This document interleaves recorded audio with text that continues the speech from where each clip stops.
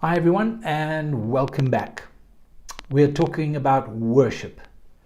We know that Jesus met this woman at the well in John chapter 4, and he said to her that the Father is looking for those who will worship him in spirit and in truth.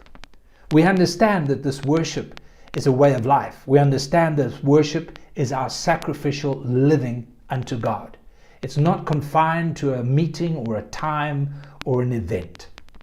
Having said that, though, we realize that singing and our songs of praise and of worship are so important in the whole picture of true worship unto the Lord. That's why he said we need to worship in spirit and in truth. See, Hebrews 13 says, "Let us offer the sacrifice of praise to God continually. It is the fruit of our lips, giving thanks to his name." The worship is the fruit. It's the expression. It's the result of all that's within us, that gratitude and praise and worship that's in our hearts. But we're encouraged to worship in spirit and in truth.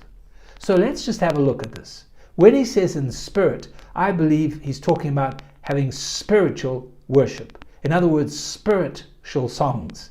Not songs of the emotions, not songs of the feelings, not songs of the intellect, but songs that emanate from our spirit.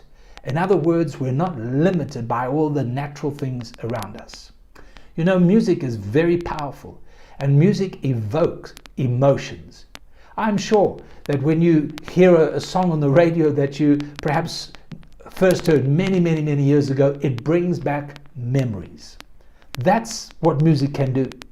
Even some of the old hymns, they're amazing hymns. The words are fantastic and the stories behind them are amazing. But we must be careful because they can evoke emotions and evoke feelings that are not of the Spirit. God is looking for spiritual worship. Next he says, in truth, spirit and in truth. I believe he's talking about integrity.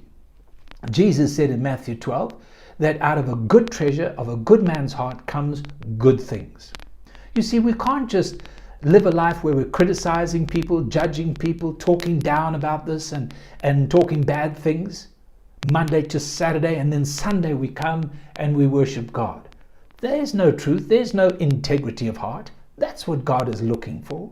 Psalm 34 says, I will bless the Lord at all times. His praise will be continually in my mouth. There's no time for complaints and grumbles or groans, but our life, we're singing, we're expressing our worship to God. It comes out of our mouths and it gives all the honor and the praise to his name. Let's worship the Lord. God bless.